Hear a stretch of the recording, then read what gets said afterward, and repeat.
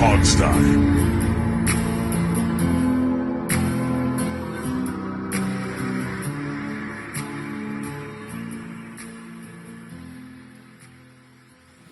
Hey everybody, and welcome to the Hogstye. We are in the doldrums right now of the off-season. There's almost nothing going on. Players are not around right now. They are practicing, because we saw that Terry McLaurin, Carson Wentz, Gibson, and a bunch of the other guys, they're all out, I believe, in California practicing together, doing the shorts and t-shirts thing on Instagram that everyone loves. But there's no official practices going on in the Ashburn area at this moment. So it's a quiet part of the season. A good part of the season for us to just chit-chat about some fun things, which is nice, because I don't think there's any bad news this week even. That's rare. It's that kind of time of year, guys. Jamal, I know you're like crazy busy right now at work and in life, but how you doing overall? Doing good? Yes, things are well. Just another day. Waiting till this training camp gets started. When, every day we're looking forward to another day until actual football. So football, and then preseason, and then regular season. So I'm doing all right. I can't complain. Yep. Yeah. And Steve, same with you? Yeah, it's been chaos for me here, for a professional chaos. Here for a variety of reasons. I'm just glad all those guys are out in California. I'm glad they could afford to book a trip and take it out there and stay on, it's certainly a big expense for professional football players. Right. I wonder if Terry just paid for it all off his new contract. I would have for insisted everybody on it. Yeah. Maybe between him and Carson Wentz, one of them, they probably funded that whole thing together. Yeah. Well, Terry gets the private Gulf Stream. All the players meet up in D.C. and fly out to Carson Wentz in California. Because, Dan Snyder is floating around the Mediterranean, apparently still, right? Is he still there this week, Alex? Yes, he's still in the Mediterranean. Or no, I think I heard he's made his way to Israel, and he's in Israel right now. I still want to know how this one Twitter feed thinks they know they can. How do you hack into the GPS of a yacht? I really want to know this. I don't even think it's a hack. I just think it's open, man. How do you find it though? If somebody out there knows how this works, let me know, because I'm genuinely curious. Because I know how I'm just going to need to download one of these apps and see. I know how flight plans are tracked because I'm a pilot. Yes. I get that, but I don't know how these yachts that aren't filing flight plans and just have some random GPS thing on their boat. How does it end up on Twitter? Somebody please tell me. Yeah, I'll Steve, I'll download one of the free apps and see if I can do it. Thank you. And tell you. All right? I have nothing else going on. Like I told you guys, my wife is like away for work for like weeks on end now, so I'm just bacheloring it up at home, which means doing nothing, So you never be all right, surprised. so let's talk about some of the hobbies that they got on Twitter. It's amazing. I've said this before. Getting off of Twitter was the best thing I ever did. I think everybody ought to just totally get off it completely. It's much better for your mental health. And there's nothing you can learn on Twitter that you can't learn somewhere else. Yeah, there is a little bit of doom scrolling that goes on when you're on Twitter too much. All right, let's talk about some fun stuff. The Washington Football Commander, Redskin, whatever the hell you want to call them, they have announced that it's their 90th anniversary, apparently, and which makes Steve laugh because he doesn't consider it the same team. And they've put out their 90th anniversary patch. And I will just say, if you were to say what is the most bland, boring thing you could have come up with, it's this. So get this, guys. It's the number 90 in a square, or I guess a diamond shape, because even though it's not a diamond shape, they like to call it a diamond. It's just a square that's tilted 45 degrees. That's not a diamond. Diamonds are not symmetrical, if you understand, geometry. But it's a 90 with the years on either side, and that's it. It's very boring. They used to do really cool creative patches for these types of things. If you remember the 2002 70th anniversary, they brought back the spear logo and they put all this stuff on the spear and put that on this patch. 75th anniversary, they at least went with the feather Indian head thing and wrote it in that text, or put the text in place of the Indian head. But this is just here's a little patch, and it's. I not think you're describing the interesting issue though, Alex. They're struggling to find their. I mean, it's not easy to transition from what was to what you can do now. Like you Sure. you literally explained it. They had semblances of Native American stuff. Like it is what it is, and if they're trying to stray away from that, what you're going to get is a product that's like, it's not good, but it ain't bad, but it's like whatever. So I think that's kind of the issue. Cause I saw it, I just don't remember what it looks like. I saw it like one time, didn't think nothing of it, but yeah, I don't know. Like now you got to wait till 100, I guess, to figure out what's the next move for the Commanders. But yeah, No, they'll do 95. They'll do 95. You think so? I'm sure they'll do Probably, 95. yeah. That's what they do. I just saw this thing for the first time 15 minutes ago when I I'm about to look logged it up. onto Twitter for the first time in a week and saw that. So yeah, number one, sure it's boring and all that, but more importantly, the idea that this team has the unmitigated gall to put that patch on a black and white Steelers uniform, which is basically what that black and yellow, Steelers uniform that they stole from Pittsburgh, and say that this team has 90 years. It's insulting to me that anybody. Oh, I would forgot. say- They put the W on top of the 92. Yeah, I'm looking at it. No, okay. It's Yeah. insulting to me that they're trying to sell the idea that this franchise is more than a year old. I don't know how anybody buys this garbage from this PR team. And in terms of what you guys are saying about the patch itself, first of all, nobody should take my advice or opinion about anything to do with how anything That's not looks your. seriously. That's my thing. That's definitely not. Yeah, your I don't thing. really care. But I would say that Jamal brought up an interesting point, which is that the reason why it's plain is that typically in logos and items like that, you will incorporate bits of the culture and heritage of the organization for which the symbol / patch / logo derives and what it represents. And this team, because it has no culture anymore, because they're terrified of the political correctness of even breathing the word Redskins or Indians or Native American, any of that. So they can't have a feather or anything like that that would link the team to its past. And so what we have Right. here is the unique situation of an organization which has completely rebanded itself, completely disassociated itself from everything to do with its past, with the exception, I guess they're using HTTC now.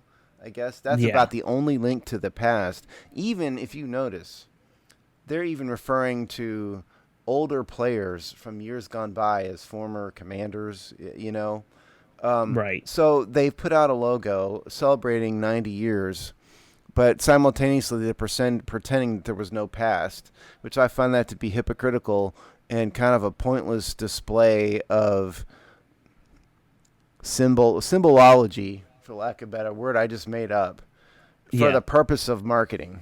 Because they're going to take that logo and they're going to throw it on a bunch of stuff and hope people buy it. But to me, it represents nothing. Yeah, I mean they're putting it on the jerseys. I'm sure that any jersey you buy this year, if you buy like a nice one, it'll be on there. And I'm with you that, and I think Jamal's point is excellent. This team has nothing to build off of right now. At least they choosing haven't not figured to it have out. anything. They're choosing not to, because here's the thing: there is something you easily could build off of, and I'm not even talking about your past history. You could tie it to your community a little bit better. I mean, Washington, D.C. is kind of known for some unique-looking stuff. You could have put something like the Lincoln Memorial in there. You could have put something like the Washington Monument in there. Do something like that, and it's instantly a little bit better because at least it's unique to the city or the area. Well, I think, but they didn't even go that far. well, I think they're so concerned and consumed with political correctness now and making. They went from proudly saying we're the Redskins and who cares what you think, to we are terrified, and this is part of Jason Wright's problem. This is part of what he's doing. This is his influence, I think, in my view. Well, this is what he was brought in to do. And so nothing can be remotely controversial. And so the idea of the name Commanders, which I think is a horrible, legitimately, like, my bias against my new bias against the team aside, I think Commanders is a really stupid name for a football team. Yeah, it was for a variety of very reasons. We've generic already and been over it, bland. but chiefly of which, if you have a bunch of Commanders, you have no Commanders. But regardless, that name was designed to offend nobody. But so the idea of incorporating certain aspects that are unique to DC, the Washington Monument, the Lincoln Memorial, what do those two things have to do? It's George Washington, Abraham Lincoln. Those two historical figures, and we're not a political show, I don't want to get into it here, but those two historical figures have been sharply criticized by certain aspects of society. So I don't think the team, because they're terrified of their own shadow, wants to have any link to that at all. And so once you carve all of that out, there's really nothing that's not going to offend anybody except a big square. And that's even going to offend Circle fans. That's a joke. I mean, well, so here's the funny thing. Looking at what they put out, you say square and circle fans. That was just in one of the that was a dumb images. joke. It is, but in one of the images I'm looking at, you have the giant block letter thing that says Commanders across the chest. Now you have a diamond pattern thing with the 90, and then you have that weird circle logo that they came up with the Tennessee flag on it for some reason. On there as well. There's Tennessee like way flag? too many things going on. Yeah. Have you ever noticed if you look at their that circle logo they came up with, they put the stars in the alignment that makes it the Tennessee flag. I had never even thought about that. Yeah. See, because you're not me and you Yeah, don't I look don't at care. weird Yeah. design stuff. Yeah. Like originally that was supposed to be the DC flag, and for some reason they removed it and made it into what looks like the Tennessee flag, which is idiotic. I do think that if they're going to represent themselves as being from Washington, D.C., and this is, I mean, I'm obviously not from the area. I lived there, Right. 3 times and blah, blah, blah, but it's not home. But I do think if you're going to represent the area, and you are because you're calling yourselves the Washington Blanks, Right. then you should incorporate certain aspects of the local area. But like I said, they're just afraid to incorporate anything because everything under the sun is going to offend somebody. And that's, again, Jason Wright has no guts whatsoever. I mean, he came in, he is a part of the problem and for stuff like this. But he wasn't. He didn't come. also- He didn't come in here to. But he didn't come in here to defend what the past was. He came in here to promote whatever Dan was trying to I'm transition not even into. talking about the past, though. I'm talking about, yeah, I mean, they want to get rid of Redskins. I get it.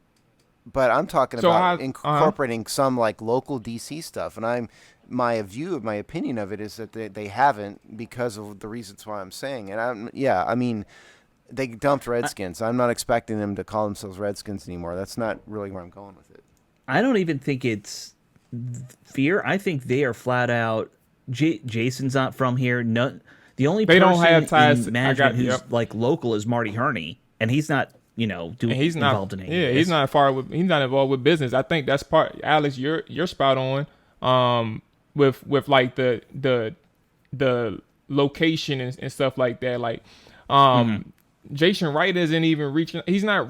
I'm not gonna say he's not because I don't know him, but I don't think he's tapped in to Washington D.C. Like, I think he knows like the broader things. Like, what do people recognize D.C. on a national level? I think people know Go-Go, so let's go ahead and include them into the entertainment team. And then let's go ahead and get like some fans in the what is that thing called? That fan group that they did that. Oh yeah, that whatever that I think it's already is. falling apart. Talking about that. But they said they doing it. Skins thing. No, No. He's talking about the I fan forgot what ambassadors. fan ambassador thing. So they included some locals in that area. While all of them aren't local, but they included some locals in that area to have it like a focus group of sorts to get their feedback from the fan bases and stuff like that. So I just don't know how tapped in the business side is with the locals and doing everything on the fly. I just don't know how well versed they are with Washington, D.C. I don't think they went inside the city, like into the city to understand, what makes us us, and that's where I think Yeah. that's where I think they're struggling. And I looked at these patches too quickly. I looked at them again. I don't think they're bad at all. I think it's simple, and sometimes simple works, especially in situations like this. But I don't have a huge issue with them. Looking at them again, I think they're just there. But I also think that they look clean. And like in a literal sense, like I don't think there's nothing too much going on. I think it's a small little patch that goes right above the name, and it is what it is. Like I won't be focusing on the patch when they're playing, so it don't really bother me. No, It is look, a pretty plain. I'm looking at it again. It is pretty plain. It's like something I would do. right. Now, It's something you could do in clip art in 20 minutes. That's Yeah. what it is. now, looking at if Wikipedia can be believed, and it can't, but in this case, if you look at Jason Wright's background, which I never have before this moment, he's a California guy. He grew up in Southern California. Right. Went to University of Chicago, Northwestern. law school, or- Yeah, Northwestern. No, I Yeah, don't. yeah. He's not a lawyer. He has an MBA from the University of Chicago. And, That's it. Kinsey- Yeah, he's at yeah, Kinsey, not law school. McKinsey, which is a huge consulting firm. So Right. no, he's not from DC. And for that matter, I don't know if Marty Herney is from DC. I mean, he was a beat writer here, but is he truly from the city? I don't know the answer to that. I mean, he spent like a lot of his life here. But I've heard the term go-go music. Can somebody please tell me what that is? Because I've heard that for years and I don't know what it is. It's just It's go ahead. You got it, Alex. well, I was gonna say it's just a local. It's kind of like a funk music. What would it be? 70s when go-go started? Late 70s, early 80s. Jamal. Yeah, whenever Does that Chuck sound Brown right? got the band together, the funk group. But Yeah. it's just something. It's just music local to DC in terms of. I mean, it's a combination of a few sounds, but it's just local in terms of how it was developed. Its instruments, its keyboards. It's all what's the word? Not. It's all. I can't think of the word, but just everybody has plays a part. It's like you have a back line with your drums, percussions, and keyboards. It's everything in terms of homemade, I guess, in a sense, but it's no It's an offshoot of studio funk, involvements. Yeah. I funk. guess it's a lot of Yeah. influences: funk, jazz, rock music, obviously hip Probably hop. not up my alley then, most likely, but I'd certainly be willing to sample it someday. Yeah, It's a I flavor. mean, it's Chuck Brown is probably the grandfather of go-go or whatever you'd want to. Welcome Yeah. to the music hour, people. Yeah. So it's a type of music that got its start here. I knew that it was unique to DC. I just have never heard it before. Yeah. Well, I mean, honestly, if you grew up in the suburbs, even in like Virginia, like Arlington, you didn't really hear go-go a whole lot. When I was growing up, at least in the 90s and 80s in Arlington. So like it's really more of a African American PG County DC thing. Oh, okay. Yeah. So Who knew? but it's part of the culture. It's no different than like the half smoke or mumbo sauce. There's like 5 things that are very unique. See, to those DC. I've never even heard those terms before this moment. Mumbo sauce and You've never heard of a half smoke? no. All right, half smoke is a type of sausage. You kind of have it like a chili cheese dog. Ben's Chili Bowl. You've at least Yeah. heard of Ben's Chili Bowl. They're famous for half Oh, smokes. okay. Yeah, Who knew? it's a half beef, half pork sausage. Okay.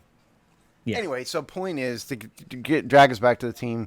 I think 2 of our 3 votes here is it's pretty plain. The logo. I already gave my rant about why I don't like it. Blah blah blah. But I think we all agree Jamal's point on this team has no identity. So Yeah, what are they going to absolutely. build off anyways? Yeah, that's dead what I'm on. saying. And Yeah. I mean, I really don't understand why this team thinks it's a good idea to have a black and gold uniform. It looks to me, it looks exactly like the Pittsburgh Steelers. The idiots of the world have always wanted either a camo uniform or a black uniform, so they combined them and made that Well, uniform. it's just even less of a link to the past. Yeah. If you want to be black and gold, fine, whatever. It's none of my business. But if you're trying to keep any link whatsoever, you don't turn yourself into the Pittsburgh Steelers South. Yeah. Well, I think they've secretly wished they were the Pittsburgh Steelers. Well, that may be South true. for- They have a more Yeah. dedicated fan base now. Yeah, and quite the legacy. Yeah. So, all right. Why don't we move on though? Okay. Speaking of the past, some news that we've always followed from I think the inception of the show. Joe Jacoby in the Hall of Fame. One of our first guys we ever interviewed, former legend Joe Jacoby. Great guy. He is a semifinalist again in the what is it they call it, the senior senior committee. committee. Yeah, the senior committee has Joe Jacoby listed as one of the semifinalists for the 23 Pro Football Hall of Fame. It's going to be tough competition there. I know that Ken Anderson is probably the odds-on favorite that I've heard, the former quarterback for Cincinnati. So we interviewed. Yeah. I don't think Jamal was there that day, but we did interview. No, that was pre-Jamal. Was it? Okay. Oh, the name is escaping. We interviewed a writer for the Dallas Morning News, who is a Pro Football Hall of Fame voter, and we did it mainly because it was the only voter I could get a hold of who answered me. But we asked him specific. The reason we had him on was specifically about Joe Jacoby, and what I remember, and goes back a couple years now, like Alex said. But what I remember most about it is he said, if the chances go way down, if he goes to the senior committee, if he goes past the modern day finalist time period, it gets much harder because there's so many of the senior committee folks out there. So, Joe has been a semifinalist every year since we've been doing this show, and probably before that. He's been a finalist several times. For certain, he belongs in the Hall of Fame. I think the Hall of Fame is biased against Redskins of that era. The Peter Kings of the world just don't like the franchise and don't respect it. Joe Jacoby was an All-80s player. He was the archetype of the modern left tackle. He was expressly brought here because of his combination of size and skill to counteract Lawrence Taylor. The modern left tackle is modeled after him. He gets no credit for it. And these voters, I don't know what to say. May God rest your soul. I mean, the problem is when you look at the list, and there's 53 guys on this list right now for the senior committee. It's a tough list to get past. Another big name that's in there, Billy White Shoes Johnson. How's he not in the Hall of Fame? I thought he was. Like that. Yeah, that's an iconic guy. Lester Hayes is on that list. You would think that he would, be in already. Lester Hayes is the guy who they'd have photographs of him like literally dripping. His hands were dripping with stickum. The stickum was the stuff. Yeah, Jamal's laughing. Stickum was the stuff before they had gloves and everything. It's this really sticky, gooey stuff they'd put on their hands and help them catch footballs. And I think it was illegal, but again, Lester Hayes. Hell yeah, it was. Yeah, Yeah. People even be doing it in our flag league. I had some people on my team. They on other teams now, really? but they be using stickum to this day. Still using it, spraying it on the gloves. Absolutely, but they don't get caught in flag league because nobody really check your gloves for stuff like that. So you can do it. No. But absolutely, it's illegal. But Lester Hayes is wasn't Mr. it like Stickum. before that pine tar or something that they would use as well? Pine tar I is know they wet use that on pitchers. baseball Yeah. bats, but Yeah. like dudes did everything they could to cheat back in the day. Yeah. You ain't cheating, Back you ain't in the trying. day, they're still doing it now. What are you talking Yeah, about? I know. They're still doing it. It's more ridiculous when you think what they tried to get away with back in the old days. Clay Matthews Jr. There's another name that's on there. Sterling Sharp. There's a lot of big names in the players. Oh, Sterling's getting in. If he just Yeah. that's his first year, right? For the senior committee, yes. Yeah, I'm about to say Sterling getting in. I Yeah. actually think, honestly, too, just to cut to the conversation, I think Joe is getting in. I think this is part of the reason, because I don't know too much about Joe in terms of from a playing standpoint, because obviously, I was born later. But in that same vein, I think the campaign that everybody has had for Joe for, as far as I remember, like the last decade or so, I know that it's been too loud for him not to get in. And I think given the circumstances from the team name change or something, I don't know how much of a factor that'll play, but maybe Well, actually, I take that back because during that time frame, there's been a couple of Redskins that's been inducted in the Hall of Fame. So I actually take that back as I'm thinking out loud. But I just think that the campaign that they had for Joe Jacoby for the amount of years and nonstop campaigning, I think that given him, given the fact that this is a senior committee, I think he'll probably end up getting that nod because people are fully aware of what's been going on with Joe for at least the past decade, as far as I can remember. So, Yeah. Well, keep in mind, only one gets in this year, I believe. Well, that's why. oh, it's only that's one. why- Yep. That's Oh why. Lord, never mind. I don't know. That's why the writer we talked to was so pessimistic about it. I hope you're right, Jamal. Certainly. And by the way, the last Redskin that got in, I think, was Chris Handberger. I believe wasn't he the Was last it? one? I think so. Trying to Who's a remember. guy who should have been a long time ago as well. Like as far as the senior committee guy, yeah, I think you're right. I think he's Yeah. the last Redskin. Period.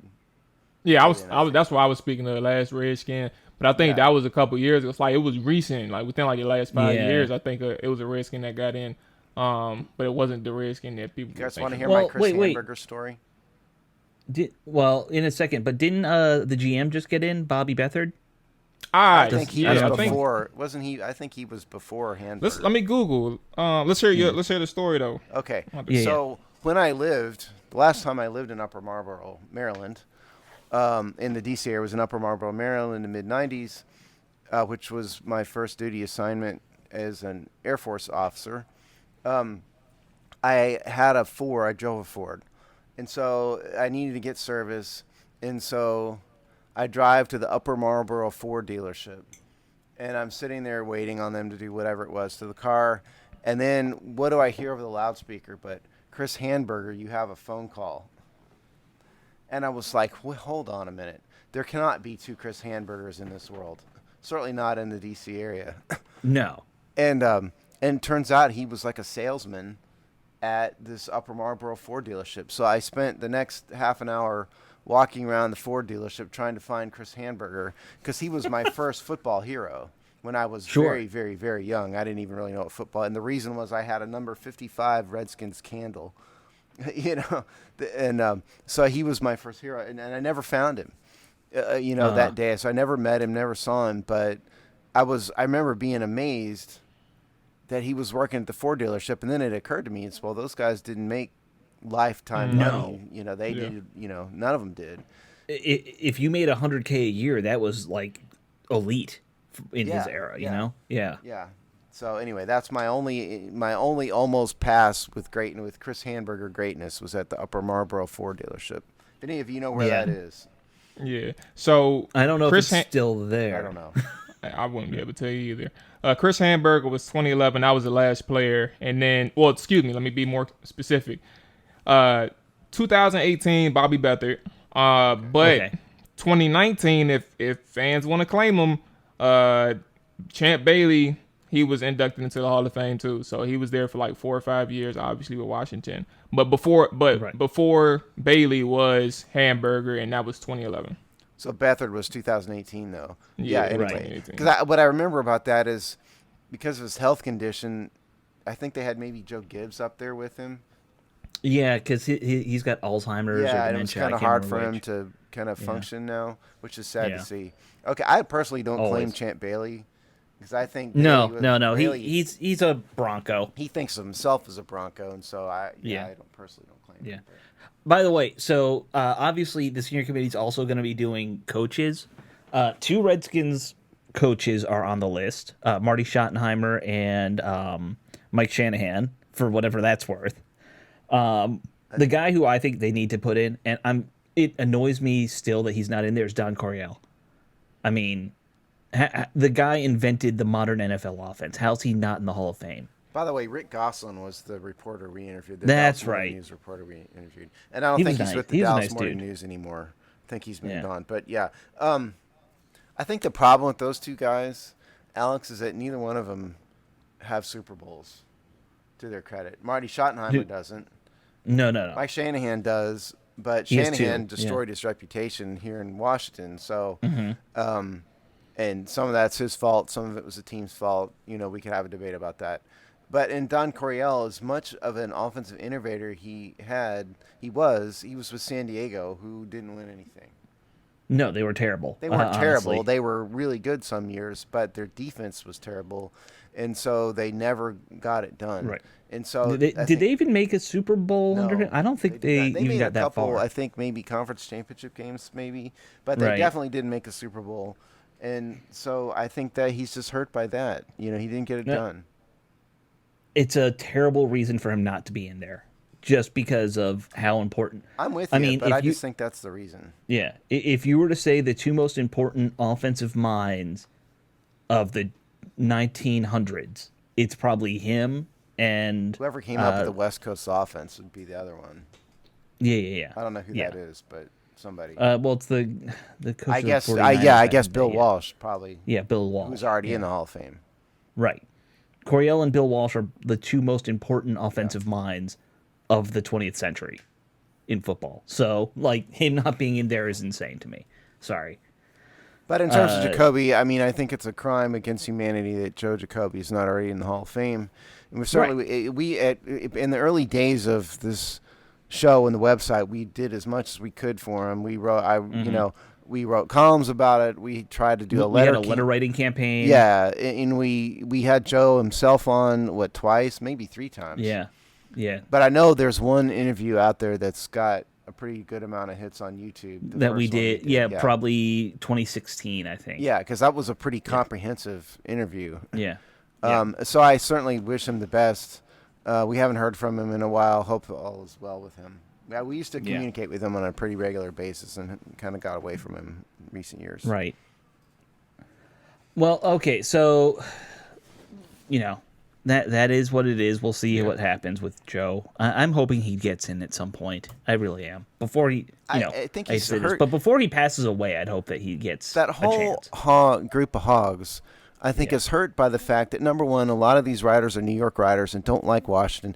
Art Monk, who was the leading receiver in NFL history until Jerry Rice retired, was continually criticized as being good but not great and blah, blah, blah. And like Peter King and Paul Zimmerman were the ones leading the charge. They're New York people who were Giants fans, both of them. And so I think Joe suffers from that, and he also suffers from the fact that the Hogs were kind of the antithesis of flashy in the media. They just did their thing. They were sort of blue-collarish. I remember Joe with us would refuse to tout his own horn. Yeah. Even on our little show, wouldn't do it. And none of them did, and so I think they're hurt by all that stuff. Yeah, I agree.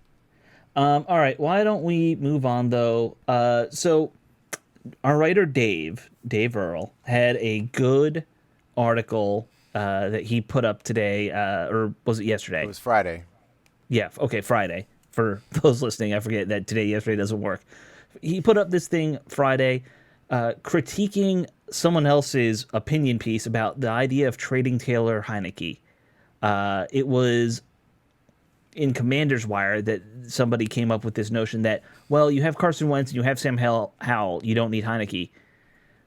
And, I just wanted to kind of get your guys' opinion on this idea. Like, first off, I always find it funny when people are like, well, just trade this guy.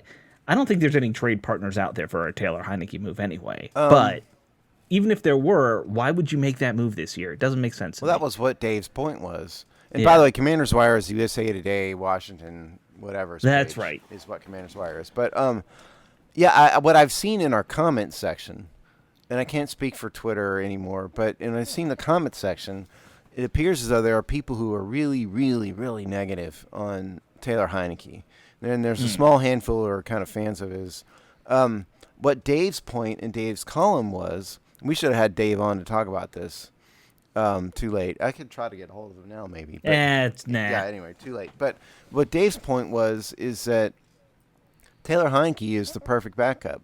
And then Washington has a rookie in Sam Howell who may be good, he may be bad. I mean, I liked his college film, but we don't really know what they have in Sam Howell. And when Washington has certainly the best quarterback they've had in a long time, the idea that they would not hedge their bets and have a quality backup just for like a 6th-round pick, which is all it would be if somebody wanted to trade for him. isn't worthwhile, and it's a gamble that's kind of a step too far. That is what I think Dave was saying, and I agree with him. I think Dave's 100% right. I don't know why you'd trade Taylor Heineke. So we skipped a step though, fellas. What was the argument for trading Taylor Heineke? What was the full argument? Because He sucks, and we have Sam Howell, so get rid of him. Yeah. Oh That's the my argument. lord. The gist of it is, why keep three quarterbacks? You have a rookie who you think you might have something in, so why keep Heineke? I don't think those kind of arguments. I don't think that person was local. I would imagine the person who made this article was a national guy. Well, he's- you say today. let's be clear. So that wasn't what Commander's Wire was saying. What Commander's Yeah, I Wire know. was sort of Yeah, it posing was- the point. What I was citing were people in our comment section who think Taylor Heineke sucks and get rid of him. Yeah, no, I was just trying to get who the actual author is because Commander's Wire, they post stories from other sources. Like they don't necessarily write anything over there on Commander's Wire in terms of like their own articles type thing. But point being, when it comes to Taylor, I think there's two things. If the argument for Taylor Heineke is he sucks and you have a quarterback in Sam Howell, that's a rookie, how the hell are you going to get any trade value for a guy who sucks? That Right. doesn't even make sense. So whoever wrote this, if the argument was that, I mean, I'm sure he didn't write it that way, but if the argument was that he ain't good and you have Sam Howell who's better, what would be the point in trading him when in theory you'll ultimately cut him because Sam Howell is better?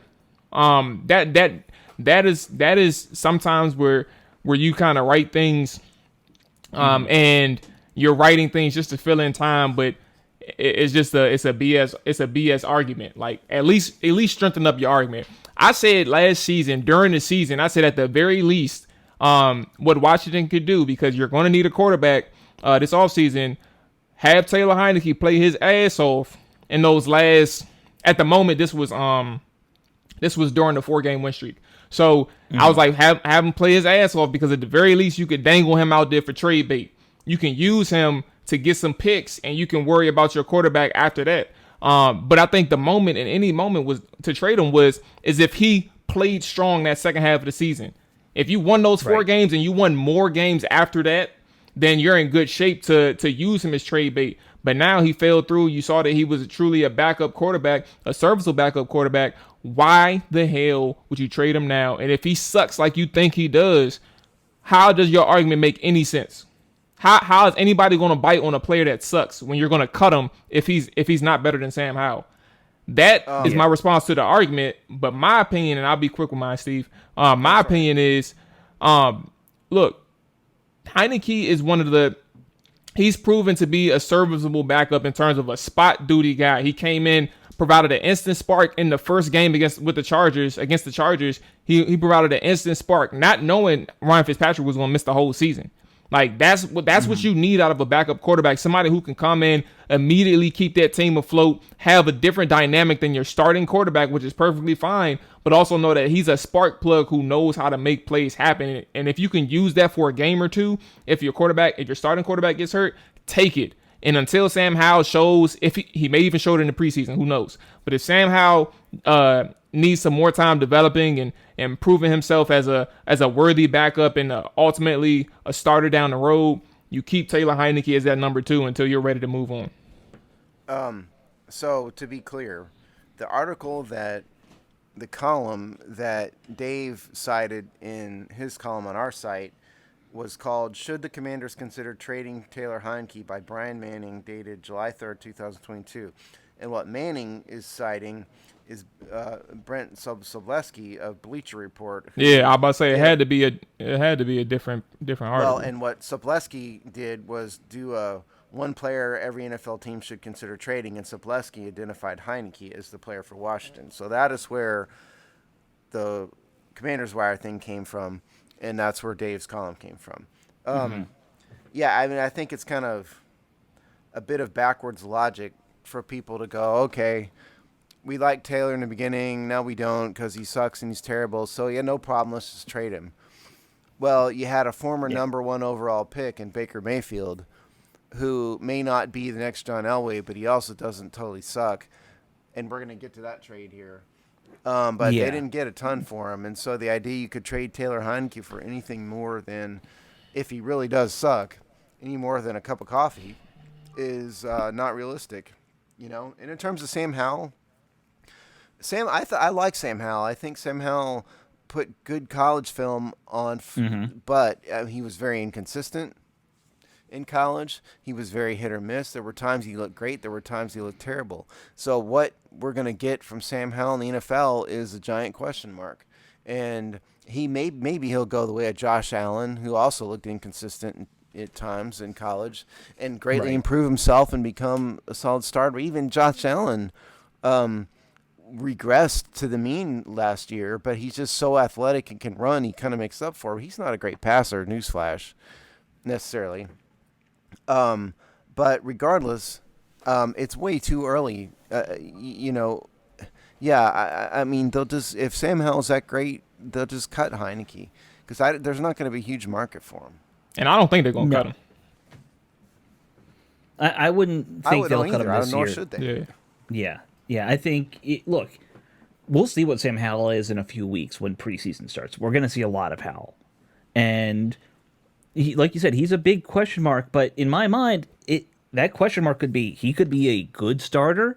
He could be a backup. He could be out of the league in 2 years. Like, that's the range as to what that. It's a very wide range because we are talking about a guy who at one point people were projecting as a first-round pick at quarterback, and he just fell off the face of the earth. He's too last inconsistent. year. That's his problem. Yeah, he's been inconsistent. Yeah. But you take a guy like that who's got some upside, you let him sit on a bench and develop for a couple years, and who knows what he turns out to be. That's the point. And I also think Ron Rivera seems to be the type of coach who is terrified of playing starters for more than 2 minutes in the preseason. And so my guess is that we'll see more of Howell than anybody. Howell, yep. Because he doesn't need to see Taylor Heineke. He knows what he has in Heineke. And Carson Wentz are going to be afraid of playing him. So it's going to be the Sam Howell show. So hopefully we'll see something from him. I'm fine with that. Let's develop the kid. Let's see what he is. But, there's no rush to make this move. You're paying Heineke, what, $4 million? It's not like you're breaking the bank on him. So, why are people panicking about it? Or why would anyone... I don't think they're panicking. I mean, it's just they just decided that Heineke sucks, and so they think the team ought to get rid of him. So, and here's my last thought on it.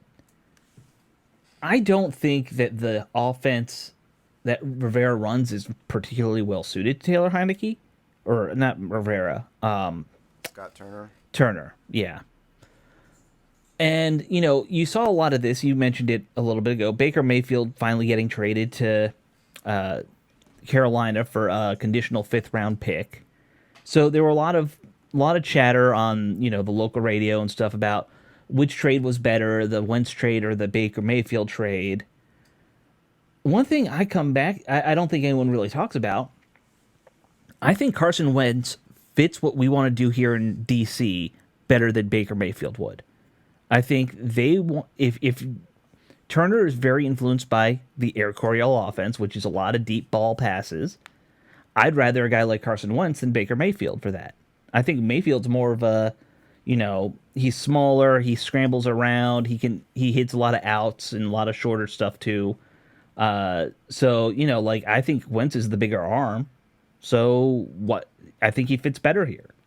It's possible. And no one talks about that part. Yeah, I mean, I never thought Baker Mayfield should have been the number 1 overall pick. I didn't think he was good enough for that, and I was proven right. Let's just identify. This is the reason why Taylor Heineke won't get anything. The Carson Wentz trade versus the Baker Mayfield trade versus a hypothetical trade of Taylor Heineke. Carson Wentz was a swap of 2nd-round picks, a swap of 3rd-round picks, a conditional 3rd coming back, are going out, and then a 7th-round pick coming into Washington. Well, it wasn't a swap of 3rd-round picks. It was it? It was just swap of seconds. I think it was a swap of seconds. Yeah, swap of seconds, and then we gave up a 3rd. Right. Okay, so that makes it even more. So that's going to be 100. Yeah, so, and then Baker Mayfield was a 5th, conditional 4th. So Right. If you look at the trade value chart or the draft pick value chart, Baker Mayfield's trade is worth somewhere between roughly 10 points and like 25 points. Right. 'Cause Very little. Yeah. Now the Carson Wentz trade is worth significantly more than that. Even I did some math ahead of the show, and even when I thought it was a swap of third-round picks, I had that trade at 125. And if you take the swap of third-round picks out, that adds another about 40 to it. So now you're up to 160, 165, and that's All right. including the seventh-round pick coming back, which is worth it's like worth 2 points.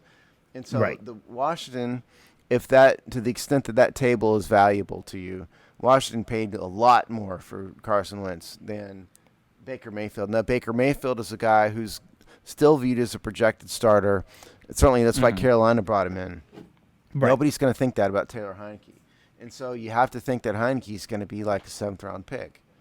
So do you Yeah, really if want to even. give up a solid backup quarterback with a great attitude, who is a team leader, who really has it all except for his arm?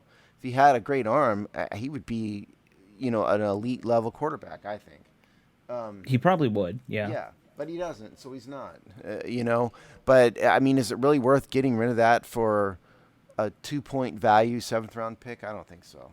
No. I mean,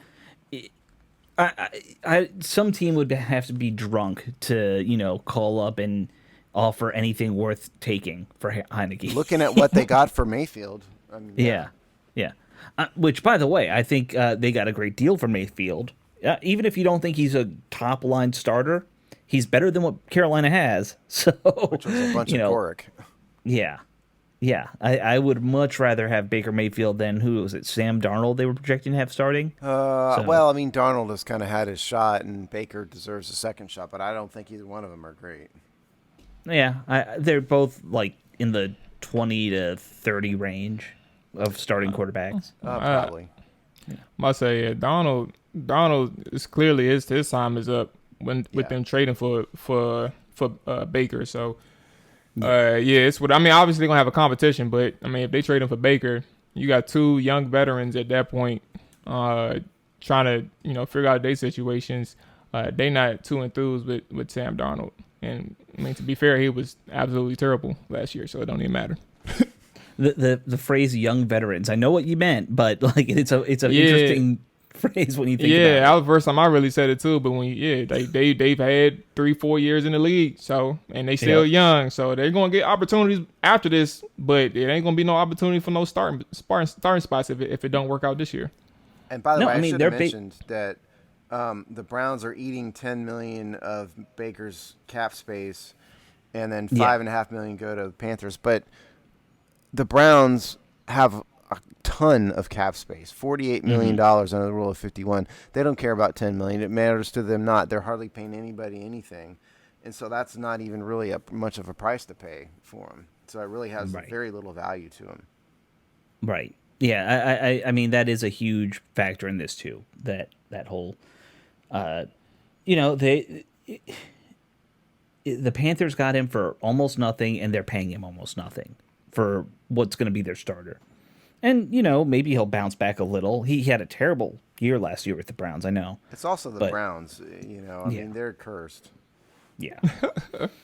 They are. Well, I mean, they're cursed as much as the Washington is. When it comes to quarterbacks, I mean, I don't disagree. They remember how you always said Washington could write the book on how to, not develop. So could Cleveland. Cleveland could write the sequel. Yeah. No doubt. I mean, they've spent more draft capital on bad quarterbacks than has Washington. And didn't they do with Mayfield the same thing that Washington with Jason Campbell, where it's like every year it's a new coach, new offensive coordinator, or something like that? Well, I mean, they're another terrible franchise like Washington is. That's what you do when you're a terrible franchise. Yeah, exactly. You don't have stability. But they've done like crazy thing. I mean, like the Browns drafted Johnny Manziel in the first round, and I mean, I knew just from watching Johnny Manziel for an hour that there was no way that dude should have been a first-round pick. And then, he was on drugs, and that's something. Did you see? Just a tangent on Johnny Manziel. Did you see the thing? So he's now playing in this thing. I think it's called the fan football league, where fans pick the plays. It's an arena football league, and Johnny Manziel scored a touchdown, went to the sideline and like lit a joint Did and he smoked really? a joint Oh, as yeah. his touchdowns. Yep. Was Yeah. this in a state where it was legal, or was he gambling with his freedom? I have no idea where they play because it's an arena football league thing. So Johnny Yeah. Manziel hasn't changed. I mean, I knew that No, he was a he's No, it loser wasn't. from a day mess. Wait, I one. don't think it was Johnny. It was not. It wasn't Johnny who did that. I remember what you talking about. The fan control football league. I think it was because it was. Hey, he was cool too. Hold on. He was cool as hell. You're I gonna think it was look the up guy. who it was. I think it was the guy who threw the pass at To. Because To play in the league too. Yeah, that league has some weird. but it wasn't Johnny Johnny. Manziel's in that league. I thought it was Johnny Manziel. Yeah, Johnny's in the league. He didn't smoke. He didn't. It wasn't him who smoked it though. Quarterback smokes. Well, I'm trying to find it too. Now you got me wondering. Yeah. And fan No, it was. control. Outkick the coverage has it. It was Johnny it Manziel- was Jason Stewart. Jason Stewart, in the fan control football league. He actually got cut. He got cut after doing that. Oh, okay. Yeah, I've never heard of Jason Stewart, but I agree. That's what this column I'm reading says too. Oh, it was his backup who did it. Yeah, they're on the same team. Well, what kind of idiot? I mean, see, he's Yeah, that's just trying wild. to. I don't think he He's cared. No, he's just trying to look cool and Yeah. all that, and that's what it is. And forgetting that, wait a minute, this is my livelihood. Why not? Let's not risk it. You know. Well, Yeah. I don't know about. I think they play for beer money in that league. I don't think there's. Still, it's a job he Yeah. didn't have before that now he doesn't Right. have now. Yeah. Yeah. I wonder why wanna do something To. stupid. I wonder why To played in it. I think he did. I think it was a partnership, but that makes me think why would he do it?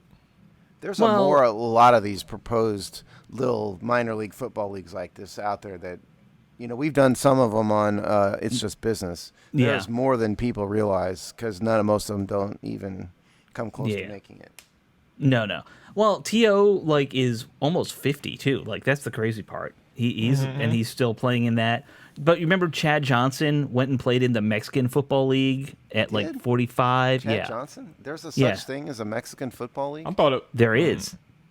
I don't know. Yeah, I think he was still Chad Ochocinco at that point, I believe, but he was playing in that for a little while. All of this is to say, to steer us back to reality, that the Browns have probably done worse than Washington at quarterbacks. They drafted Johnny Manziel. They drafted that guy out of University of Florida who was like he's 30 when he graduated from college.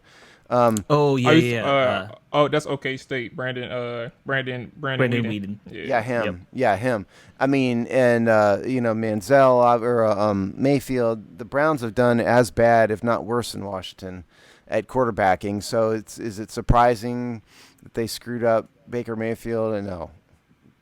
No, it's not. Yeah, And is it surprising they gave Deshaun Watson the all-time stupidest contract in NFL history? No, of course not. No, and he's now suspended. Not yet. I mean, so the update on that is that there was an arbitration because these kind of things okay. have to go to arbitration, not before they can. There's a provision in the NFL player contract, so you can't sue. You have to go to arbitration. So it was in Right. arbitration. The league made it known through press leaks that they were advocating for an indefinite suspension. The CBA says the first level indefinite suspension, the player can apply for reinstatement after a year. That's how Gordon, the wide receiver, the drug addict wide receiver, that's how he Yeah. kept getting back in. It's because of that. And obviously Watson's team, argued for less. So that case is under advisement now with the arbitrator. So we'll see. Yeah. Yep. All right. Why don't we finish up the thing? We got the show here because we got to talk about running backs real quick and just go through the running back roster here. So because that's our position group breakdown this week. I think we have 2 more left after this. Tight ends, you said, and special teams. Yes. All right. Running backs. Pretty obvious. We kind of know who the number 1 and 2 guys are going to be this year. Gibson and J.D. McKissick, both back. I disagree. You don't think they're going to be the 1 and 2? No. Okay. Steve disagrees. I assume you're thinking Robinson's going to take the spot. I think Brian Robinson is going to take the number 1 spot. I think J.D. McKissick is sort of like your modern-day Brian Mitchell, who can kind of do a lot of things. He's probably not an every down running back. He's your a gadget pass guy, catcher. He's your gadget guy. I think Brian Robinson is a traditional between the tackles, hit the A gap, hit the B gap, power back, whereas Antonio Gibson really isn't that. He was effective his rookie year, not so much last year. I mean, he had a total number of yards, but his effectiveness was way less. He just had piled up a lot of yards because he had a lot of carries. But I've never thought he's been all that great as a interior power back, especially out of the eye. Whereas that is what Brian Robinson does, and I think Brian Robinson has a chance. I like his film. I think he has a chance to become really and truly the lead every down power back for Washington. Well, I don't think anyone uses just one running back like that much. I'm not saying they are, but I'm saying he's going to be the principal go-to back. Well, okay, so I think it's fair to say those are going to be your big three, though, regardless. It sounded like he was about to disagree with me, though. Nah, I wasn't about to disagree. I think I had like a sigh, like this guy. No, so no, absolutely not. I was taking in a deep breath, and then I saw Alex talk, so I exhaled. That's what you heard. Oh, okay. So yeah, okay. No. So Alex, if you want to go ahead and finish, No, you go ahead. All right. So for me, I think. Wait, because I heard you talk about Antonio and Brian. We started off with Antonio, right? Yes. Okay. All right. So Antonio.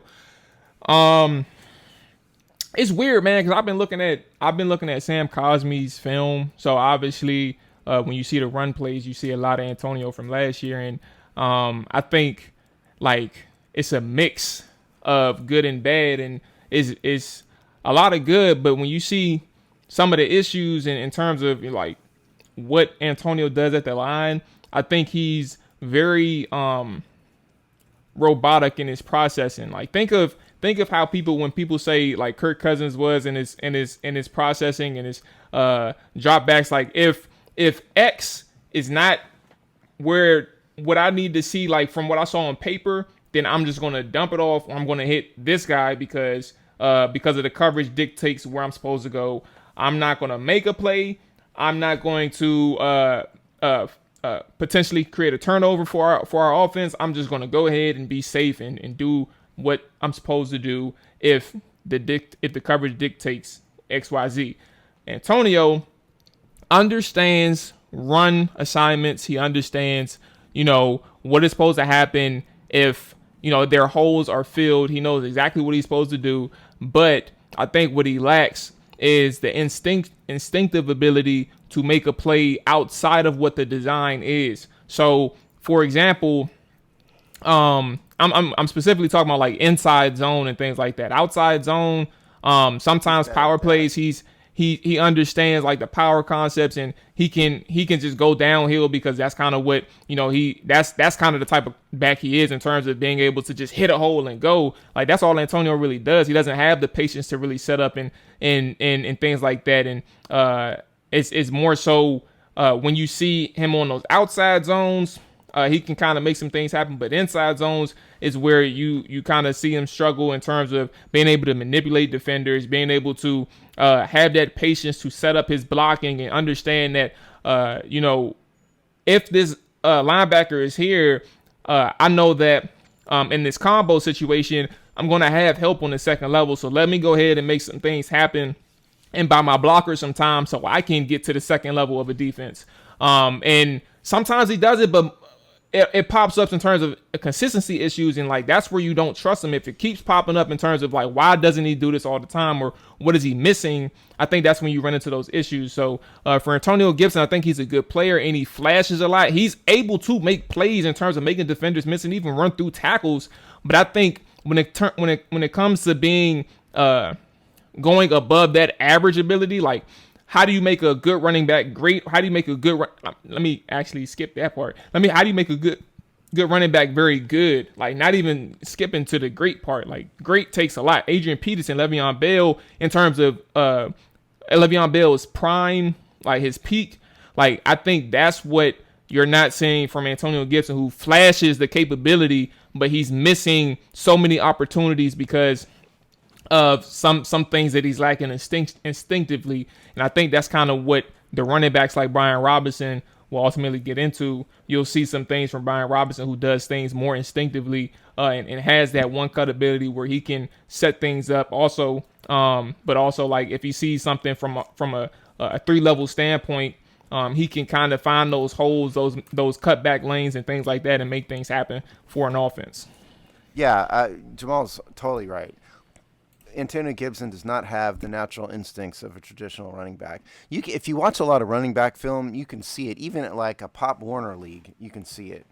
And you can kind of see a lot of times Antonio Gibson will have like this split second, half a blink of an instant where he's going, oh, what do I do? Oh, my God. And that's like Adrian Peterson, Barry Sanders, they don't have the guys like that. Emmitt Smith, no question. They know exactly what they're doing. They have the natural instincts to see and understand what is the best thing. Antonio Gibson routinely did not do that. And again, you can just kind of see him that he's still not totally comfortable. The reason why he's better on the outside zones is that there's more time to set it up. It's not such a blink of an eye decision. And I think Brian Robinson is a lot better at that. Well, and even just the simple stuff with the outside zone, the holes are much bigger, and there's less of, like, you're basically deciding, do I run on the outside or the inside of my lead blocker on an outside zone, Like, even then he made bad decisions sometimes. Yeah, well, I mean, look, a lot of guys do. That's why you don't just run outside zones all the time. If everyone made a good decision on that kind of play, like 80% of the time, like you'd run them a lot more. I think the outside running game is probably one of the harder things to pull off successfully on a regular basis. Probably. So, yeah. So anyway, the point is I think Brian Robinson's better at all that. Now, the opposite end of that is that Samaje Perine probably should have been better at it too. And right. We saw what happened there. Yeah, so you never know who's going to be good or bad. But I did like Brian Robinson's college film for those reasons. And right. I think that it may not happen in the first week, but I think at some point the team is just going to naturally see that Brian Robinson's a better running back. Well, it isn't lost on me that he's also from Alabama player, and all Alabama seems to ever do is churn out NFL caliber running backs. Like even the ones who are not great are okay. Generally speaking, Yeah, a couple of them have been overdrafted. Oh, sure. Yeah. Well, look, anytime a running back's drafted in the first round, he's overdrafted. No, that's not true. I mean, I don't think so. I think the data proves that is not right. The study I did, which is some of my best work to pat myself on the back, was it last year? I think you did that last year. Yeah. I've mentioned this before, but I did a 4-part thing that took me a long time to do that looked at I went through every draft pick on every team for the last 20 years. And I came up with some criteria about what constituted a successful NFL career, and there are various levels in that. And I grouped them all by position group and then did all 7 rounds. And the top end running backs are worth it. The first round draft picks had a greater value than some other positions. It's more of an issue of life expectancy at that position that I think a lot of people say you should avoid. But like every position, there are running backs who make a career out of it. Oh, sure. It's just fewer and fewer. There's fewer and fewer guys who go 10 seasons at running back. Well, of course. Like. I mean, those guys are in the Hall of Fame. Yeah. And the fact of the matter is, truthfully, that most players are gone in 3 or 4 years. Right. Especially at a team like Washington, which has had bad rosters, bad code, bad everything. Right. I mean, there's a reason why they don't have a bunch of legacy. The only legacy player on this team is Chase Roullier and then Tress Way. Yeah. Actually, I haven't thought about this. Is there any player left on this team? Maybe Tress Way is it. Since we started the podcast to now, I don't think so. Tress Way might be the only guy. Yeah, I think Tress is the only guy, and we had him on. Didn't we have him on the show?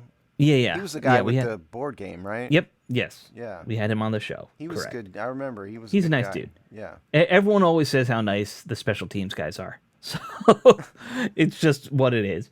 All right. So we've kind of covered those two, Gibson and Robinson. And yeah, I think it's fair to say they're kind of competing for some playing time. McKissick, we talked about it a little bit. He's a gadget guy. He was number 2? He's basically the second or third most prolific pass catching running back in the NFL at this Yeah, point. something like that. Yeah. Yeah, he's in that discussion, which great to have that as an asset. You know, I love having a guy who you can trust to just be there in the flats like that, and he's effective. Really, after that, and who knows how many they'll keep on the roster. They've got one fullback here who's a former Panther, Alex Amara, who's really the only fullback on this roster. I don't it's think probably Arma. Arma. Yeah. Arma. All right, Alex Arma. He is a 28-year-old, 255-pound fullback out of Carolina, or not out of Carolina, but out of Georgia. Played for Carolina for 3-4 seasons. Yeah, he's a Panthers North guy. Yeah, exactly. But this is He his was out of West second Georgia, season? not Georgia. Not as in the Bulldogs. He was out of Oh, West okay. Georgia University. Okay. West Georgia, so small school guy. Yeah, I guess. I never heard of West Georgia. Yeah. Other than that, you're gonna have Jarrett Patterson back. I know I really had higher hopes for him last year. He didn't really do a whole lot. I thought he kind of got exposed a little bit. I did like Yeah. him too. I wrote a film study on him, but I think he's just too small. He wasn't. See, in college, he was more kind of a pinball than a Right. bowling ball, a little bit. Right. He bounces off guys and just keeps going. Yeah, there were times he ran over people, but he was also Right. at the University of Buffalo, so it's kind of like running over me, Right. a little bit. Yeah. Oh well, I mean, look, you're playing in the MAC. You know, Yeah, like right. And so Yeah. he never really came around as a guy who can consistently get even league average yardage. So if you ask me, I think Jarrett Patterson's probably not long for Washington. no, probably. I mean, maybe he'll stick around on the practice squad because He look, may make the roster another year or whatever. Who knows? But I Yeah. don't think he's going to be a career. No. Washington. Well, no, I think he's going to be, this will be his career. It'll be short lived. That's right. You know, but he's a local guy who was friends with Chase Young, which I think helped him get on the team in the first place, Probably, I'm yeah. sure. But, a good dude by all accounts and a good team player, just probably not what you need other than like emergency depth kind of situation. Yeah, I agree. Jonathan Williams, I believe he's been around for a little while now too. Another veteran guy. He's 28 years old, so old by running back standards. He is, let me see if out of Arkansas. Just another guy who I think has spent most of his career on practice squads, right? Yes. Yeah. The other one is Reggie Bonifant, another Oh, guy yeah. that's kind of same boat. Reggie Bonifant, 6', 215, out of Louisville. He's only played 22 games, has 189 yards, 29 carries, so it's not a guy who's played much. All these guys, so I think Washington will probably keep either 3 or 4 on the active roster. Right. And obviously Gibson, obviously McKissick, obviously Robinson, there's your 3. So if they keep one more, you've basically got Armah, Bonifant, Patterson, and Williams competing for one spot. It would surprise me if they keep the fullback just because it seems like fullbacks aren't long for the NFL Right. much anymore. So the best of those, I mean, you pick your poison. Who knows? I mean, I would And be you're right. They'll surprised. keep 1 or 2 on the practice squad for sure.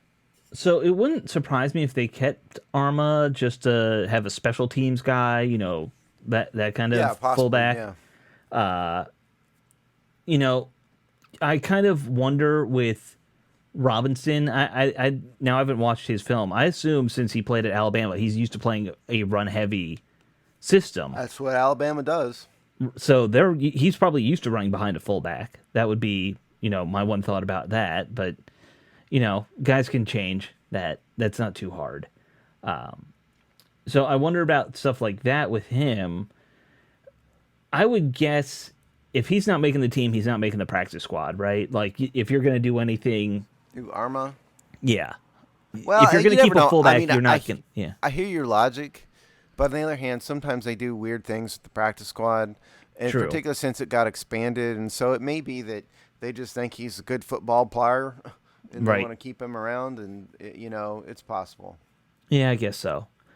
Just have a bigger guy back in the practice squad room to Yeah. simulate playing linebacker at time or Something, yeah, whatever. right. Yeah.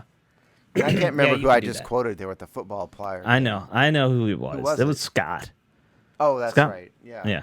Football player. Yeah. Yeah. Yeah. Drunk. Yeah. I would. So my guess, I think you're right. Those three stay on the active, and they put Patterson on the practice squad. That's what I'm guessing. I think we just keep three. I think they'll on keep that. 4 of them or 2 of them on the practice squad. I think one way or the other they're gonna have 5 on the team. That's what I Okay. think. All right. So then I'll say Patterson and You could disagree don't know, with let's me. just say- I mean, it's fine. That's just what I think. okay. All right. Then I'm gonna stick with those 4. I don't see anyone else making it. Okay. Yep. Because no one else is special. I don't know if anybody they have is all that special. Well, I think at least I know you don't like one. I would say McKissick's special for what he does. You I know, don't dislike Gibson. I just think he's kind of a jag. no, I'm saying McKissick. McKissick, I think he's good at what he does. Is he Yeah. every down power back, every down running back? No, he's Brian Mitchell of the, Right, but 21st century. but I think he's Only a not unique. a Hall of Famer. He's a unique thing that there aren't a lot of in the NFL. There's a Yeah, couple, sure. but So I'm happy he's back. The whole thing with him almost leaving and then coming back was pretty Oh, wild. he's good back. for the team. Yeah. Absolutely. All my point is that's not your guy who's your starting running back. No. He would not be wouldn't- effective, and he's much more effective doing how they use him. I I'm said that wondering. horribly. I don't have his stats in front of me. Let me see if I can pull him up real quick. What's his most carries in a game last year? Oh, Because God. I feel like it can't be more than 10, right? Something like that. Yeah, let's see here. Yeah, he just didn't get a lot of carries. Okay, game logs. All right. So. 8 is what I see. So that's last season. The Yeah, season versus before Kansas that, City. He had 13 against Seattle, Right. and that. But is it's his career usually high. there's a couple 7 carry games, 1 8, but it's usually almost nothing. it's a lot of catching. It's not a lot of rushes. Well, yeah. I mean, on the other hand, Right. he had 8 receptions against the Kansas City Chiefs. 10 targets that game. 5 Yeah. against the Giants. 6 targets. He went 8 for 8 against Denver. In week 8. The year before, he had 10 receptions against the Steelers. So that's I think that's what he does. Yeah, I forgot he missed a whole bunch of games last year. Missed 6 games. Right. So, yep. I'm gonna say McKissick's. I'm a fan of what he does. So I love those types of players. I think he's a good player. So next like week we'll do Chris tight Thompson. ends. I couldn't Yep. figure out really why I saved tight ends for the middle of July, but hey, it is what it is. Because we have 14 of them and there's nothing else to talk about. Well, yeah, that's true. Yeah. All right, guys. We will talk to you all next week. Later.